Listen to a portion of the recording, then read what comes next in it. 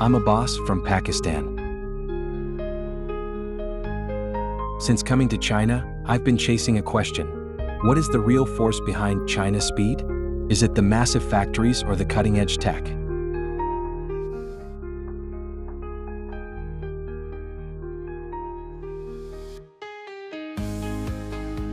It wasn't until I met him in Hezhou that I realized the answer lies in the choices he's made. Hello, boss. This is Lin Tao. He grew up listening to the roar of steel, a true second-generation steelworker. But he says he'd rather be known as a first-generation pioneer. When I first arrived here in 2019, I lived right in the factory dorms. Every night when I tried to sleep, I could hear the roar of steel rolling through the mills. I thought it was noisy back then, but now, it gives me a chance to reflect on a question. Our fathers established these steel mills. Can our generation make them better? So, being a first-generation pioneer means creating new possibilities? Exactly. Creating a possibility where we coexist harmoniously with the environment and the future, making the factory lighter, greener, and more sustainable. Lin Tao's answer is right behind me in this electric arc furnace. It swallows scrap steel and churns out new steel. For this green production line, along with the water recycling, solid waste treatment, and waste heat recovery systems, Lin Tao's company invested over 4 billion renminbi.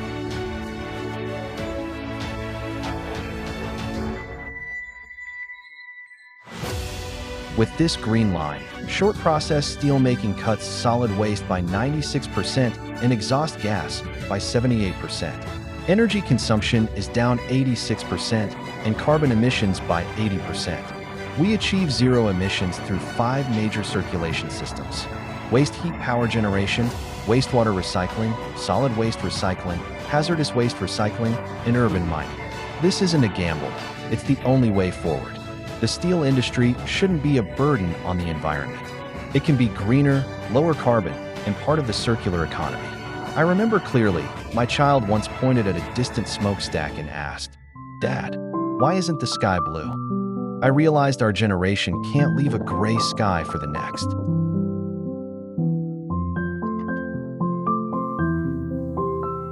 As a researcher in low-carbon building materials, I completely understand. We're working toward the same goal: circulating resources and improving the environment. In the factory's Smart Control Center, data pulses across the big screen in real time. Lin says this brain allows for precise control, reducing waste and boosting efficiency.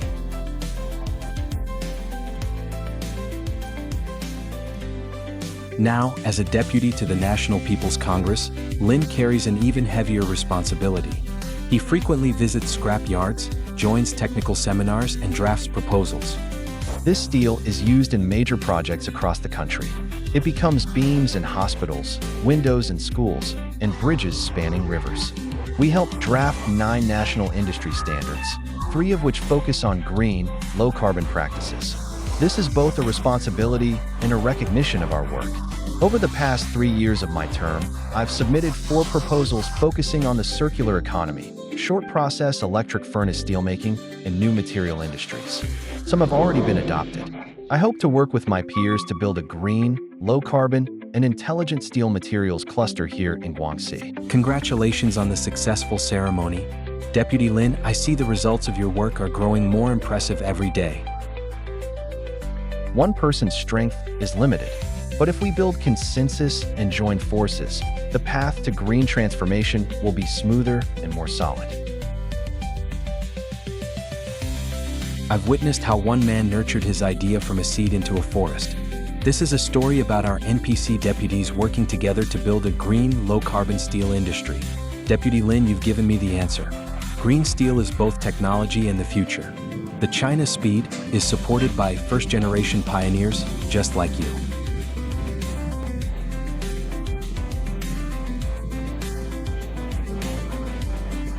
We're just trying to make the story of development go further and ensure our happiness is sustainable and circular.